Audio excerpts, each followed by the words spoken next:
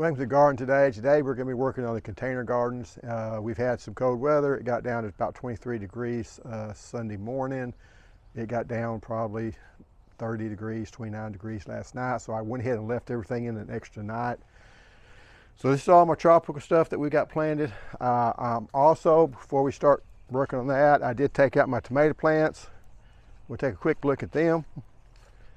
And you know, if you can, it's nice to leave these things out. You can put them out here. I've had them outside off and on, so I shouldn't have any problem with the leaves burning. I did have a little bit of burn on one plant there, so that's the only one that I've had any problems with the sunlight on it. So, and this just keeps them from getting all leggy, and like this one here is getting leggy. When we put it outside, it should help stiffen it up a little bit. But anyway, we'll be kind of going around. I'll be showing y'all kind of how everything fared and everything looks. If you have any problems or whatever, my son don't fall down.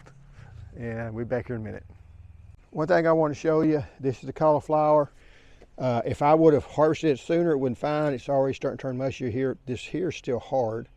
So if I would have cut it a day or so ago after the freeze, I'd been okay. I was just going to see how it fared. Even the ones that's covered here, still it's got that kind of, look like that spongy stuff on here. So, you know, if you get a freeze on them, it's not that bad because it didn't kill it instantly, but you know, you don't have but a day or two after that hard freeze. You know, well, I say that's been about a week, but they're going to go bad. So go ahead and cut them, bring them in. I had plenty outside, so I was just going to see how well they took the freeze. This here on the broccoli, looks like the little broccoli shoots have done okay. They're going to still come up. It did not kill the broccoli, which is good. We also left this one out, the pineapples. But you know, well, I got a feeling all these are going to die, and they should. I mean, it would really surprise me if they didn't. I just didn't have room to put them into the garage. The onions over here that was left out, looked like they did fine. It is warmer here than it is in my in-ground gardening, so that's one thing you have to look at. And I guess we can look at this here. Like I say, right here, it looks like it done, you know, the plant itself is going to survive. It may still put off some offshoots. But anyway. And now it's later in the afternoon. We have got everything taken out of the garage, put it out. One thing we took out was, this was a Mysore. Yes, you stand right by that. It is putting out some blooms and things, so it was doing good in the garden. You're not seeing anything, you know, doesn't seem to be stressed at all. So I guess that's good.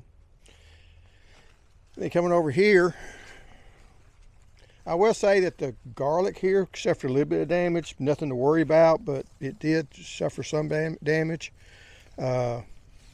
This here was a peach that already bloomed out. You know, I kind of wonder how many of these are going to make it. I don't know, you know, the pollination and all that might not have been that great, but it does have some on it I think it's going to make it. And it's still got some blooms on it. So, and this is one of the either Tropic Snow or Tropic Beauty trees. Anyway, coming over here, of course these done fine because they was in the garage. I'm going to plant these pineapple guavas here because that's where my dog decided to dig. Yeah, for no reason. I saw that. And so I'm going to plant those there, and that should block him from digging because they're idiots. But anyway. They've left the carrot.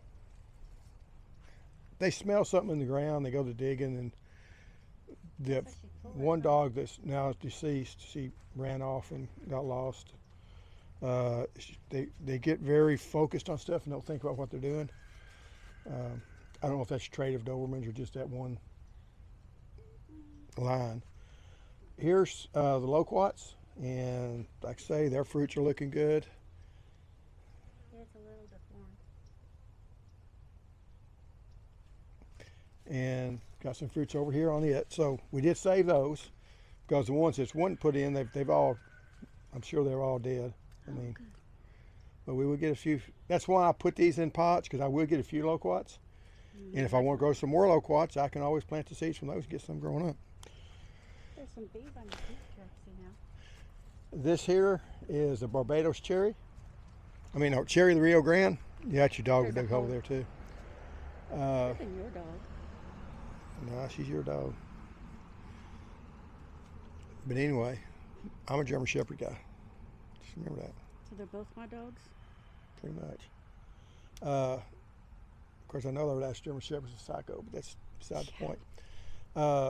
This Cherry the Rio Grande, it stayed outside, did not put it up, didn't do anything to it. It looks fine. And like I said, we got down to probably 18 to 20 degrees. Also got down to 23 degrees again. This is a workhorse as far as its cold tolerance from what's kind of considered a tropical tree. It just doesn't seem to suffer any damage at all. So it is just one that was left outside. It still didn't get any damage on it at all. Yeah, too bad. I don't like the fruit on it that well. It's not bad. You keep thinking it's Barbados cherry, and it's not. It's the one that's got a slight cherry flavor to it. She said she tried it to make juice out of it one time. She really hated it, and she thinks she hates it now. This was the garlic chives and onion chives. Again, they got no protection. I can't put anything out on it as far as frost cloth or anything because the dogs would tear it and rip it up. Those were the loquats I put inside. They probably would have been okay outside, but we had a little bit of room, so we set them inside there. These are pineapples that was inside. Also the sweet leaf katuk I put inside, so it's still green. So it should still, I think it's starting to sprout out again. And hopefully, you know, if we don't get a hard frost or whatever, it should do okay. The Myers lemon is blooming. I still haven't repotted that thing. I need to. This was left outside on the thyme. And this is a barbecue, not thyme. That's rosemary. Barbecue rosemary, and it's done just fine. I did have one over there that died. It's just a regular rosemary. Putting it in pots, I think they get waterlogged in those pots and causes a problem. Here's another one of the citrus. One thing you have to worry about citrus is this thing is already starting to bloom out, starting to push growth. So right now, it's going to be more sensitive to cold than any other time. So we got to be careful. You know, if it starts dipping down, you know, into the upper 20s, we might have to do all this all over again. It's a lot of work moving this stuff in and out. It looks like it. This is one we left outside. It wasn't doing too good anyway, but it kind of rebounded, but we really didn't have room, so I thought, well, we'll leave this out to see if all what we was doing was in vain, or would these survive or not. And right now, it looks like it's a good thing we put the citrus inside because it's suffered. And even if it doesn't kill the tree, it's going to set the tree back. So this here, it's a tassoy or bok choy, whichever you want to call it. It's a tassoy mustard, but I think it's the same thing as bok choy from what I've gathered. I've took some of these leaves off, but it sat out here, no protection at all. It looked really bad for a day or two. I thought it killed it, and then it perked back up and started growing. You know, looks like it does now. So this is one of the pineapples, and like I said, they were all put inside. The pineapple here still looks decent. It's still got probably a month or two, 3 months before it actually makes. They are very sweet pineapples whenever they do make, when you do them that way. And this is one that probably came from one of the pups off or one of the cuttings that or the, I forget what they call them. Anyway, you call pups is actually for bananas, but same principle. And I think I took one of those, put it around. I think it's either that or it is from a pineapple. It took about 2 years. Some people it's taking longer. I'm not really sure what the difference is. I do try to give it all the sunlight it can take, but sometimes you have to give it a little bit of shade. Kind of got to watch it. These over here don't look so good. These are ones that it's a variety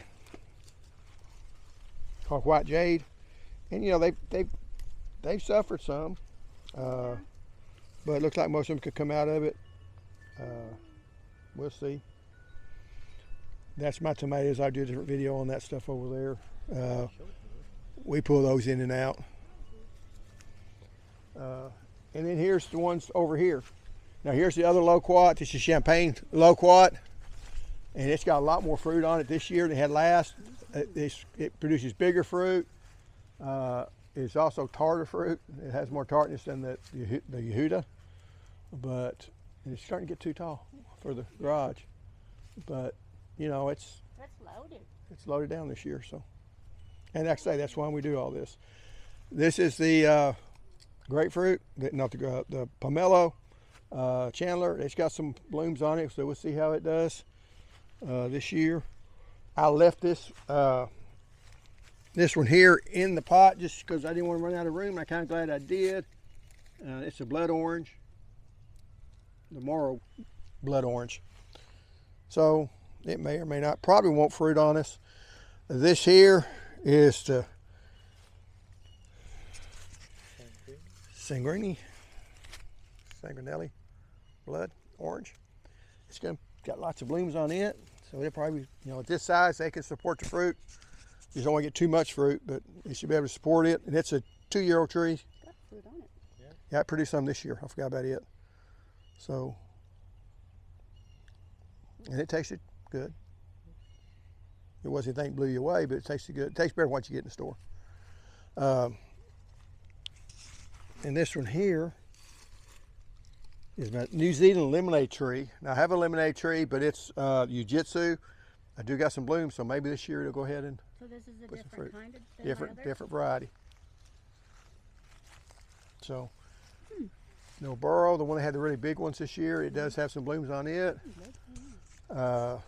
This is the lychee tree here. And I was wanting this lychee tree to pollinate that lychee tree. The problem I'm getting is this lychee tree starting to bloom out and this one's not. That ain't good. That happens. So maybe they'll catch back up. Maybe this will go ahead and kick it in gear and start doing something. But it did, you know, sometimes the best laid plans don't always work. This is Sweetheart, and this one's one against, you know, I can't pronounce the name. And then we got this in here, and these fruits take forever. It's Valencia, and they take forever to ripen. So they're still on the tree, and this is February. This is the one that's the Sumo. Well, it's actually that one there, but Sumo is the brand fruit or the club name for the fruit. Hasn't produced any fruit for us yet. We gave up on the longan tree. Oh. So we ran out of room. We just left it out, so I know it's dead now. Here's the other Sumo fruit. Sumo. This fruit here, we put this up in the garage, and after we put it in the garage, something came through there and scratched all this stuff out. And we ain't figured out how it's called the pumpkin. We ain't sure how that happened. That don't make any sense.